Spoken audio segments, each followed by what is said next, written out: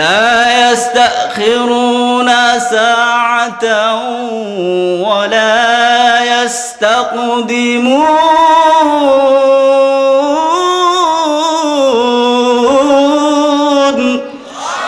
আল্লাহ তাআলা বলেন, বান্দা মালাকুল মউত যেদিন তোমার সামনে উপস্থিত হয়ে যায়, বান্দা নির্ধারিত সময় তোমার সামনে উপস্থিত হয়ে যাবে, আমি আল্লাহ তাআলা 1 মিনিটের সময় আমি আল্লাহ তোমাকে বাড়ায় দেব না। কথা বলেন ঠিক কিনা? আল্লাহ তাআলা বলেন, মালাকুল মউত কোন দিন তোমার সামনে আসবে তুমি কিন্তু জানো না। এর বান্দা, মালাকুল মউত আসলে পৃথিবীর এমন কোনো জায়গা নাই যেখানে তুমি মালাকুল মউতের হাত থেকে বাঁচতে পারবা। আল্লাহ তাআলা পবিত্র কালামে পাকে বলতেছেন, আইনামা তাকুনু ইউদরিকুমুল মাউত ওয়ালাউ কুনতুম ফি বুরুজিম মুশাইয়াদা। বলেন আল্লাহু আকবার। আল্লাহ তাআলা বলেন, দুনিয়ার মানুষ, আমি আল্লাহ আজরাইল মালাকুল মউত যেদিন তোমার সামনে পাঠিয়ে দিব, দুনিয়ার এমন কোন জায়গা নাই, এমন কোন জায়গা নাই যেখানে তুমি মালাকুল মউতের হাত থেকে বাঁচতে পারবা। বান্দা, তুমি যদি মজবুত অট্টালিকার ভিতরে যদি পলায়ন করে, এ বান্দা দুনিয়া ছেড়ে তুমি যদি আমার আসমানে যদি পলায়ন করো, আমি আল্লাহ তাআলার আজরাইল সেখানে হাজির হয়ে যাবে। কথা বলেন ঠিক কিনা? একদিন তোমারি নাম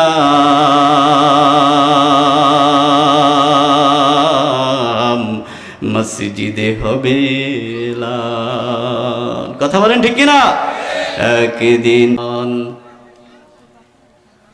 والنجم والشجر يسجدان وفضل زمانا على زمان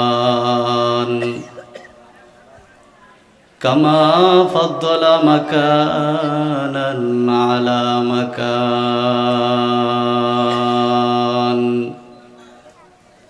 وإنسانا على إنسان ونشهد أن لا إله إلا الله وحده لا شريك له ونشهد أن سيدنا وسندنا وحبيب ربنا وطبيبنا وطبيب قلوبنا ومولانا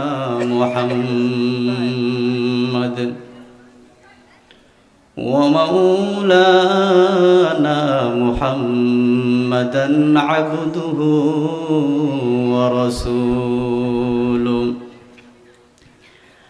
أما بعد فأعوذ بالله من الشيطان الرجيم بسم الله الرحمن الرحيم فأما من ثقلت موازينه فهو في عيشة راضية وأما من خفت موازينه فأمه هاوية وما أدراك ما هي نار حامية وقال النبي صلى الله عليه وسلم الدنيا مزرعة الآخرة أو كما قال النبي عليه الصلاة والسلام إن الله وملائكته يصلون على النبي يا أيها الذين آمنوا صلوا عليه وسلموا تسليما মোহাব্বতের সহিত সকলে দুরূদ ইব্রাহিম পড়ি। আল্লাহুম্মা সাল্লি আলা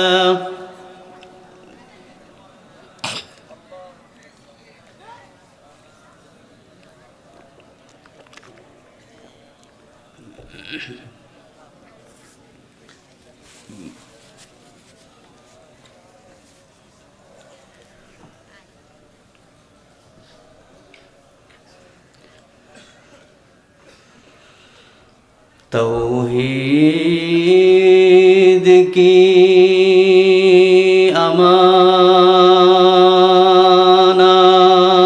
अमानत सीनों में है हमारे,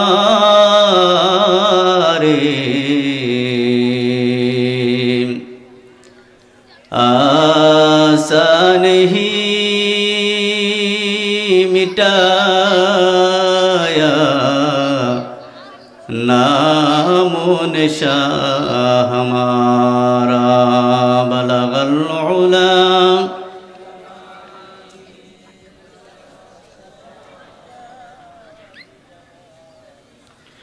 हसनत जमीउ खिसालिही सल्लु अलैहि व आलिहि।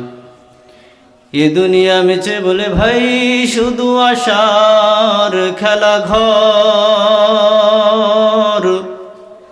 চোখ বুঝিলে দেখবি রে মন কে আপনার কে বাপর।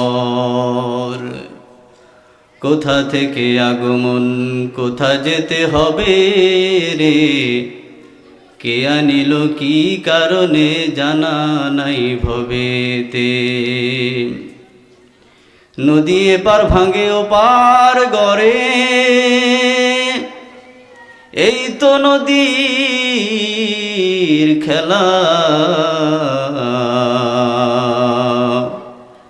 সকাল বেলার ধ্বনি রে তুই ফকির সন্ধ্যা বেলা। মরণ থেকে যতই পালা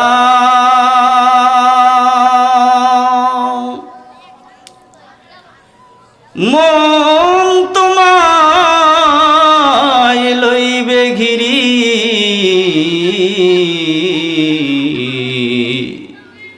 যদিও সুদূর আকাশ পানে লুকাও সেথায় লাগিয়ে সিঁড়ি। আইনামা তাকুনু ইউদরিকুমুল মাউত ওয়ালাউ কুনতুম ফি বুরুজিম মুশাইয়াদা। মানুষ কই যায় রে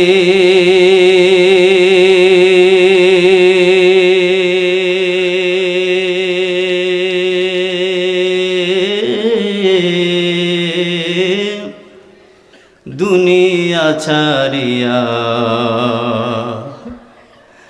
মসজিদের ওই পালকি আইনা দুলাহা দেহে সাজায়া তারে জনমের লাগিয়া। মসজিদের ওই পালকি আইনা দুলাহা দেহে সাজায়া তারে জনমের লাগিয়া। মানুষ কই যায় রে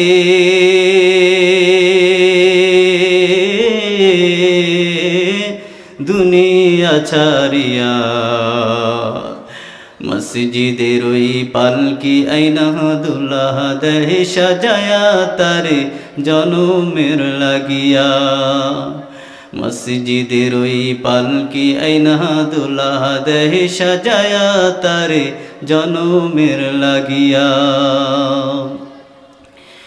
এইবার লাগিয়া কত করলা মারামারি, মামলা মোকদ্দমা কইরা খুয়াইলার করি। এইবার লাগিয়া কত করলা মারামারি, মামলা মোকদ্দমা কইরা খুয়াইলার করি, আজকে তুমি যাবে চলে,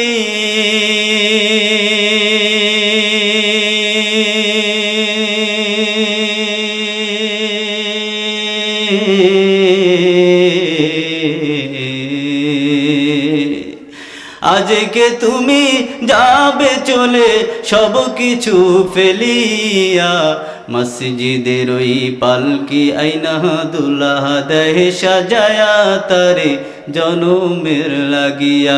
মানুষ কই যায় রে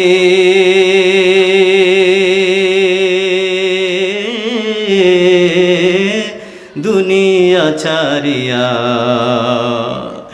মসজিদের ওই পালকি আইনা দুল্লাহ দেহ সাজায়া তারে জনমের লাগিয়া। মসজিদের ওই পালকি আইনা দুল্লাহ দেহ সাজায়া তারে জনমের লাগিয়া। আলহামদুলিল্লাহ, জামিয়াতুল আবরার আল ইসলামিয়া আল জামিয়াতুল আরবিয়া উম্মাহাতুল মুমিনিন মহিলা মাদ্রাসার উদ্যোগে ইসলাহি ইজতেমা ও ইসলামী মহাসম্মেলনের আজকের প্রধান অতিথি, সম্মানিত সভাপতি, মঞ্চে উপবিষ্ট হযরত উলামায়ে কেরাম, সামনে উপবিষ্ট দূর দূরান্ত থেকে আগত আল্লাহ তাআলার আশিকিন, জাকিরিন, শাকিরিন, মুহিব্বিন, মুরব্বিয়ান আওয়াম, কলিজার টুকরা আমার সমবয়সী যুবক বন্ধুরা, পদ্মার অন্তরালে অবস্থানরত সম্মানিত মা ও বোনেরা, শুরুতেই সে মহান আল্লাহ তাআলার আলিশান দরবারে অগণিত শুকর ও সুজুদ, যে পরওয়ারে দিগারে আলম আমাকে আপনাদের দয়া করে, মায়া করে, মহাব্বত করে, আদর করে, ভালোবেসে আজকের এই কোরআনের বাগানে আসা এবং বসার তৌফিক দান করেছেন। সকলে বলেন আলহামদুলিল্লাহ। আপনারা যারা দাঁড়িয়ে আছেন, মনে হয় আপনারা এখানে এসে বেজার, কি বলেন ভাই? আপনারা এই কোরআনের ময়দানে এসে খুশি না বেজার? এজন্য আমি আপনাদেরকে অনুরোধ করব, যারা দাঁড়িয়ে আছেন ময়দানে বসে পড়ুন। এটা হলো কোরআনের বাগান। এটা কিসের বাগান? এই কোরআনের বাগানে কে আসে? কথা বলেন না। কোরআনের বাগান, বেহেশতি বাগানে কারা আসে? যারা বেহেশতি লোক তারাই তো বেহেশতের ময়দানে ঢুকতে পারে। কথা বলেন না। আপনাদের সবাইকে যদি আল্লাহ তাআলা একটা করে জান্নাত দিয়ে দেয়, জান্নাতের অভাব হবে না? তো বলবেন হুজুর এত জান্নাত আল্লাহ কিভাবে দিবে? কারণ এক একটা জান্নাত শুনছি এই দুনিয়ার 10টার সমান, যেটা ছোট। তাহলে আমাদের প্রত্যেককে যদি একটা করে জান্নাত দেয়, এত জান্নাত আল্লাহ দিতে পারবে? কথা বলেন না আপনারা? বিশ্বাস আছে তো? আল্লাহ তাআলা বলেন, এই মুমিন মুসলমান, শুধু তোমাদের জন্য আমি জান্নাত বানাই না, আমি আল্লাহ তাআলা বেঈমান কাফের মুশরিকদের জন্য জান্নাত বানাইছি। বলেন সুবহানাল্লাহ। এখন বলবেন হুজুর তাদের জন্য জান্নাত বানাইছে, তারাও কি জান্নাতে যাইবে? তারা জান্নাতে যাবে না। কেন?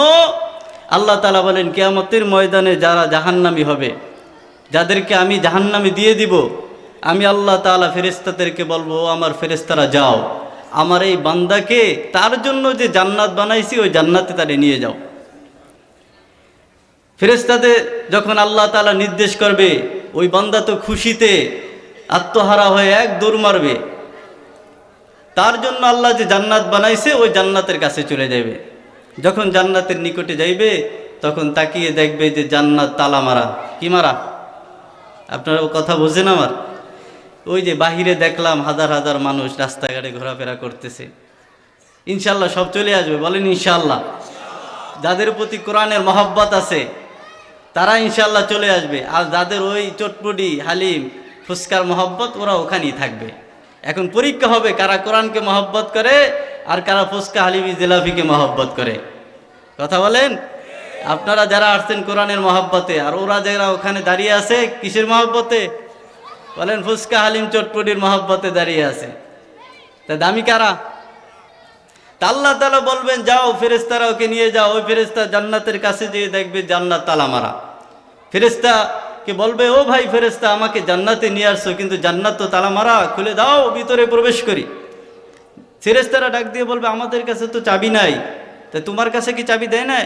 তোমার কাছে চাবি নাই? বলবে না, আমার কাছে তো চাবি নাই। তাহলে কি করার? চলো আল্লাহর কাছে ফিরে যাই। আল্লাহর কাছে এসে বলবে, আল্লাহ তুমি না জান্নাতে পাঠাইছিলা, তো জান্নাতে চাবি তো নাই, তো জান্নাতে কিভাবে প্রবেশ করব। তখন আল্লাহ তাআলা কি বলবে শুনেন, আল্লাহ তাআলা তখন বলবে ইয়াউমা ইউকশাফু আন সাকিন ওয়া ইউদআউনা ইলা সুজুদি ফালা ইস্তাতিউন। আল্লাহ তাআলা তখন ডাক দিয়ে বলবে নাফরমান, আমি আল্লাহ তোর জন্য জান্নাত বানাইছি, এই নাফরমান দুনিয়াতে আমি আল্লাহ তাআলা তোকে নামাজের হুকুম করেছিলাম, বান্দা তোকে বলেছি আমার রবের কুদরতি কদম মুবারকে সিজদা করার জন্য, বান্দা তুই মনে হয় দুনিয়াতে আমার রবের হুকুম মানো নাই, নামাজ আদায় করো নাই, নামাজ না পড়ার কারণে আজকে জান্নাতের চাবি তোর কাছে নাই। আল্লাহ তাআলা বলবেন এরে বান্দা, তোর জন্য যে জান্নাতটা আমি বানাইছি, আমি তোর জন্যই বানাইছিলাম, কিন্তু চাবি তোর কাছে নাই। কেন বলে জান্নাতের চাবি কি বলেন আপনারা? আপনারা শুনেন না, ছোট্ট ছোট্ট বাচ্চারা বলে মিফতাহুল জান্নাতিস সালাহ, নামাজ হলো কি? তা জান্নাতের চাবি হইল নামাজ। ওই নামাজ না পড়লে চাবি আপনার কাছে আসবে? এখন নামাজ তো বলবেন হুজুর নামাজ তো পড়ি, জুমার নামাজ। কি নামাজ? নামাজে চাবি পাইতে হইলে শুধু জুমা পড়লে হবে? সবে বরতটা পড়লে হয়ে যাবে, সবে কদর আর মিস নাই। হ্যাঁ, 5 ওয়াক্ত পড়তে হবে নাকি শুধু জুমা পড়লে হবে? আল্লাহ বলেন 5 ওয়াক্ত পড়তে হবে, তাহলে জান্নাতের চাবি তোমার কাছে পাইবা। আল্লাহ তাআলা ডাক দিয়ে বলবেন ও আমার ফেরেশতারা যাও, আমার এই নাফরমানিকে নিয়ে যাও, ওই জাহান্নামের ভিতরে তাকে ফেলে দাও, কারণ আমি তার জন্য জান্নাত বানাইছি, জান্নাতের চাবি তার কাছে নাই। যাও যাও ফেরেশতারা যাও, এই জাহান্নামীকে তাকে চিরস্থায়ী জাহান্নামে ফেলিয়ে দিয়ে আসো। বন্ধু, সেই দিন আমি আপনি জান্নাতের মালিকানা সত্য জান্নাত পাবো না, কারণ জান্নাতের চাবি নাই। এই জন্য সেই নামাজ পড়ার জন্য রাজি আছি তো ইনশাআল্লাহ। আমি যে আয়াতে কারিমা আপনাদের সামনে তেলাওয়াত করেছি, এই আয়াতে কারিমা এবং বিশ্বনবী সাল্লাল্লাহু আলাইহি ওয়াসাল্লামের অসংখ্য হাদিস থেকে একটি হাদিস আপনাদের সামনে পড়েছি। সংক্ষিপ্ত কিছু আলোচনা। আজকের এই মাহফিলে এমন এমন মেহমান আগমন করেছেন, ওনারা এই মাহফিলে এই ময়দানে এখানে আসবেন এটা আসলে কল্পনা করার মতো না। কিন্তু অত্র মাদ্রাসার মুহতামিম হযরতুল আল্লাহ মুফতি ওমর ফারুক আল মাদানী সাহেব অত্যন্ত অনেক বড় মাপের আলেম, বাংলাদেশের শীর্ষস্থানীয় আলেমদের মধ্যে উনি একজন, এবং ওনার সাথে বড় বড় আলেমদের সাথে সম্পর্ক, যার কারণে এত বড় ওলামা কেরাম আপনারা পেয়েছেন। বাইতুল মুকাররম শুধু নাম শুনছেন, খতিব সাহেব আপনাদের এখানে চলে আসছে, এটা আপনাদের জন্য গৌরবের বিষয় না? গতকালকে বিশাল বড় মহাসম্মেলন ছিল, হুজুর আসেন নাই, কিন্তু আজকের এই ছোট প্রোগ্রামে হুজুর আসছেন, এটা তো আপনাদের জন্য গৌরব। অনেক বড় বড় ওলামা কেরাম ইনশাআল্লাহ। এই জন্য আপনারা এই মাহফিলে যারা এখনো আসেন নাই বা যারা আসছেন শেষ পর্যন্ত থাকবেন বলেন ইনশাআল্লাহ। আমি যে আয়াতে কারিমা তেলাওয়াত করেছি সেটা দিয়ে আল্লাহ তাআলা বুঝাইতে চান যে আমরা এখন হইলে এই মাসটা হইলে আমলের সময়। এখন কিসের সময়? রজব মাস, সামনে হয়েছে শাবান, এরপরে হচ্ছে রমজান। এই মাসগুলো হয়েছে ইবাদতের মাস। তো ইবাদতের মাসে আমাদের ইবাদত করা দরকার আছে কিনা এবং নেক আমল করা আমাদের কতটুকু দরকার, এই আয়াতে কারিমা পড়লি বা এটা তাফসির করলে আপনি বুঝতে পারবেন যে নেক আমল আমাদের দরকার আছে কিনা। আল্লাহ তাআলা এই আয়াতের ভিতরে সে কথা বলছে, বান্দা তুমি যদি পরকালে মুক্তি চাও, পরকালে যদি আমার জান্নাত যদি পাইতে চাও, বান্দা তোমাকে কি করতে হবে আল্লাহ তাআলা আয়াতের মাধ্যমে জানিয়ে দিয়েছেন। فأما من ثقلت موازينه فهو في عيشة راضية। আল্লাহ তাআলা বলেন দুনিয়ার মানুষ ভালো করে শুনে নাও, আমি আল্লাহ মিজানের পাল্লা কিয়ামতের দিন বসাবো। বান্দা তোমার নেক এবং বদ ওজন করার জন্য আমি আল্লাহ তাআলা মিজানের পাল্লা বসাবো। মিজানের পাল্লায় আমি আল্লাহ তাআলা তোমার নেকি এবং বদের ওজন দিব। বান্দা সেই দিন যদি তোমার আমল নামা যদি ভারী হয়ে যায়, নেক আমল যদি ভারী হয়ে যায়, আল্লাহ তাআলা বলেন বান্দা তোমার জন্য আমি রাখছি সুখের স্থান অর্থাৎ জান্নাত। জোরে বলেন সুবহানাল্লাহ। বান্দা মিজানের পাল্লায় যদি তোমার আমল যদি ভারী হয়ে যায়, তোমার জন্য আমি রাখছি সুখের স্থান জান্নাত। অপর আয়াতি আল্লাহ তাআলা বলতেছেন ওয়া আম্মা মান খাফফাত মাওয়াজিনুহু ফাউম্মুহু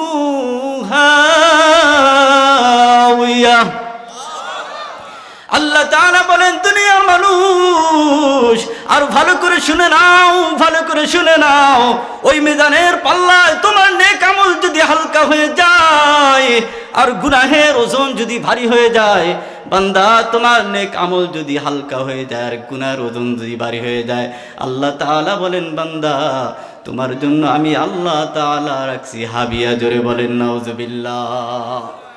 হাবিয়া কি? আল্লাহ তাআলা আমার হাবিবকে প্রশ্ন করতেছেন, বন্ধু আপনি কি জানেন এই হাবিয়াটা কি? আপনি কি জানেন?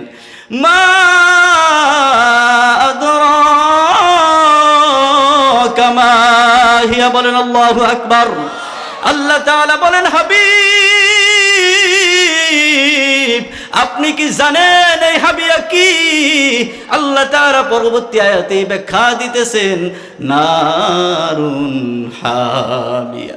আল্লাহ তাআলা বলেন, হাবিব এটা হলো প্রজ্বলিত অগ্নি অর্থাৎ জাহান্নাম, যার আমল নামা মিজানের পাল্লায় বদ আমল ভারী হবে, নেকের ওজন হালকা হবে। আল্লাহ তাআলা বলেন, তার জন্য আমি রাখছি হাবিয়া জাহান্নাম। জোরে বলেন নাউজুবিল্লাহ। এই আয়াতের ভিতরে আল্লাহ তাআলা স্পষ্ট জানিয়ে দিলেন, যদি নেক আমল যদি ভারী হয় স্থান কোথায়? বলেন জান্নাত। আর যদি নেক আমল যদি হালকা হয় তাহলে স্থান হবে কোথায়? তাহলে স্পষ্ট হয়ে গেল, এখন আর নেতা খেতা দিয়ে কাজ হবে না। আল্লাহ বলেন, আমল নামা ভারী হইলে তোমার স্থান জান্নাত, আর যদি তোমার আমল নামা হালকা হয় স্থান হবে জাহান্নাম। দ্বিতীয় কোনো সুরত নাই। কথা বুঝে আসছে? কে বলছেন? আল্লাহ বলছেন। নেতার দোহাই দিয়ে, ক্ষমতার দোহাই দিয়ে, টাকা পয়সার দোহাই দিয়ে মুক্তি পাওয়ার কোনো সুযোগ নাই। আল্লাহ বলেন, নেক আমল হয়েছে তোমার মুক্তির একমাত্র উপায়। এখন আমাদের কথা হইল, এই নেক আমল আমরা কখন করব? কথা বলেন না।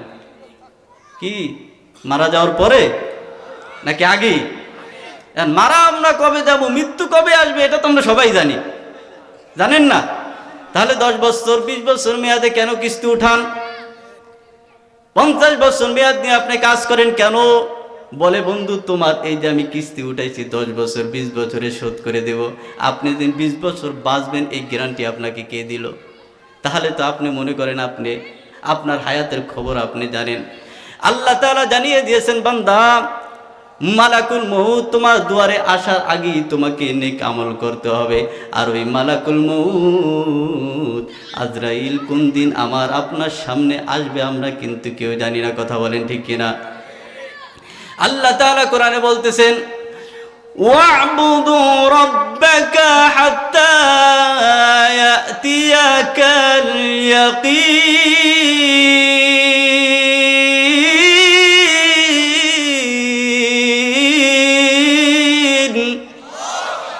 আল্লাহ তাআলা বলেন, দুনিয়ার মানুষ ভালো করে শুনে নাও, ভালো করে শুনে নাও, আমার আজরাইল মালাকুল মউত আজরাইল তোমার দুয়ারে আসার আগেই নেক আমল নিয়ে রেডি হয়ে যাও। বান্দা মালাকুল মউত আসার পরে কিন্তু আর সুযোগ নাই। ভাই আজরাইল, আমার অনেক ক্ষমতা, আমার অনেক ভক্তবিন্দু আছে। ভাই আজরাইল, আমার অনেক হিতাকাঙ্ক্ষী আছে। ভাই আজরাইল, আমাকে একটু সময় দাও। আজরাইল দিবে কিনা? কথা বলেন, আজরাইল দিবে? ভাই একটু সময় দাও। আল্লাহ তাআলা বলেন, ইযা জাআ আজালুহুম লা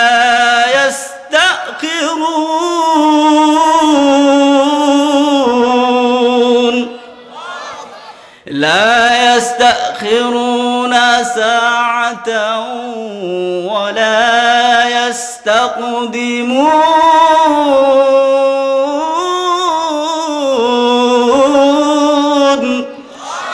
আল্লাহ তাআলা বলেন, বান্দা মালাকুল মউত যেদিন তোমার সামনে উপস্থিত হয়ে যায়, বান্দা নির্ধারিত সময় তোমার সামনে উপস্থিত হয়ে যাবে।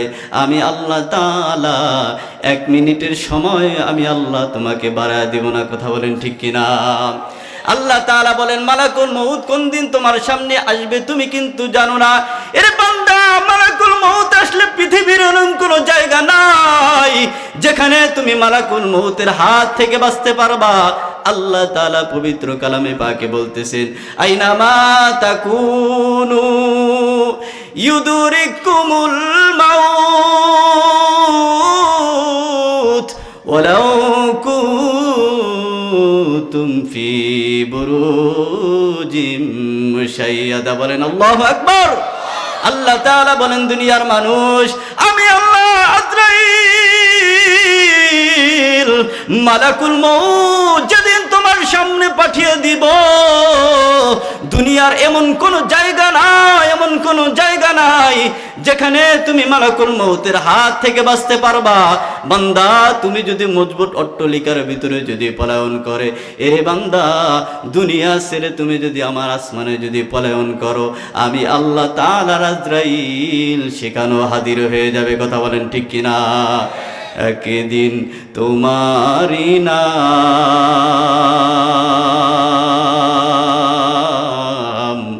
মসজিদে হবে এলান। কথা বলেন ঠিক কিনা? একদিন তোমারি নাম মসজিদে হবে এলান। তৈরি থেকো, তৈরি রেখো কবরের মাল সামান।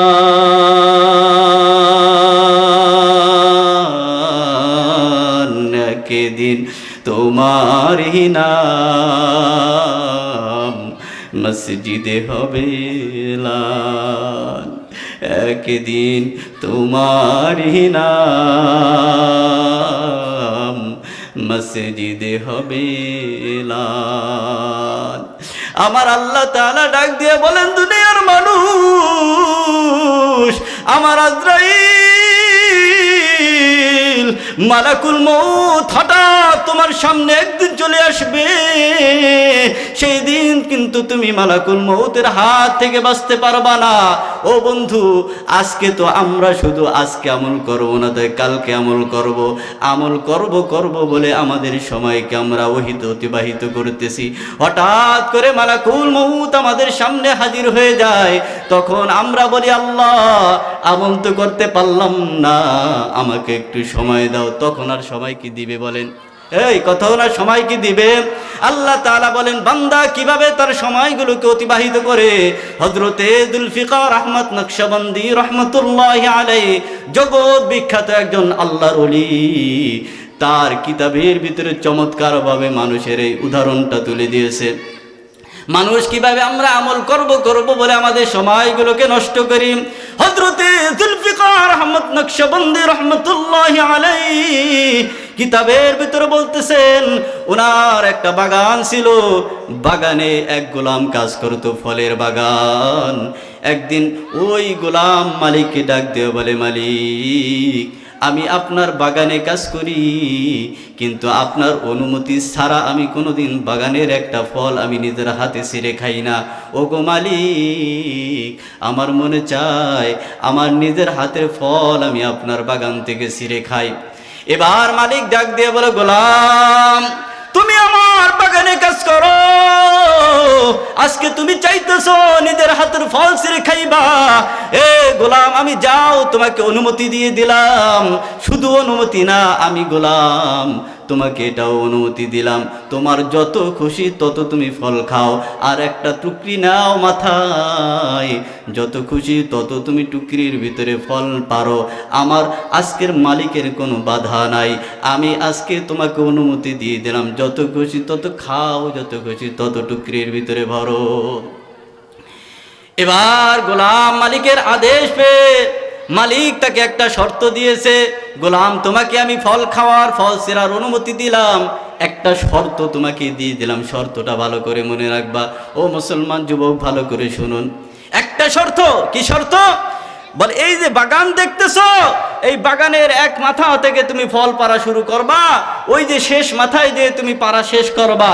শর্ত একটা, সেটা হইল পারতে দাইতে দাইতে যত পারতে পারো, যত খাইতে পারো, আমার মালিকের কোনো বাধা নাই। কিন্তু গোলাম, একটা শর্ত ভালো করে মনে রাখো, ওই যে তুমি শেষ মাথায় যাইবা, শেষের থেকে কিন্তু আর পিছনের দিকে ব্যাক করতে পারবা না। কথা কি বুঝে আছে আপনাদের?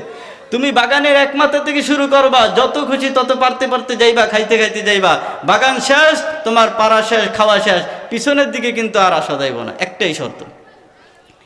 এবার গোলাম মালিকের আদেশ পেয়ে একটা টুকরি মাথায় নিল।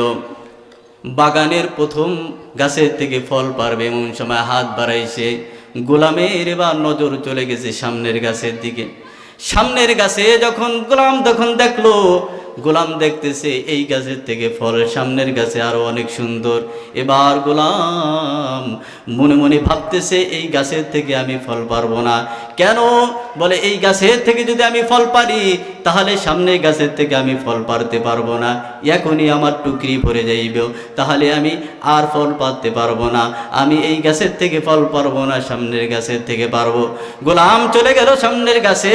সামনের গাছের থেকে যখন ফল পারবে এমন সময় গোলামের নজর চলে গেছে সামনের দিকে।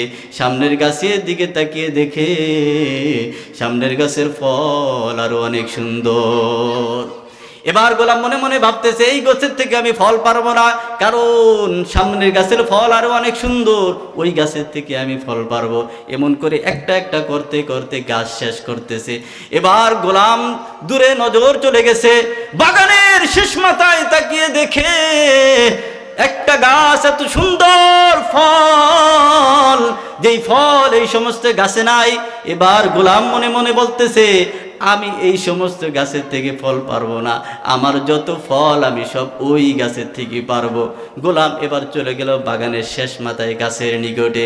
গাছের নিকটে যে গাছের দিকে তাকিয়ে দেখে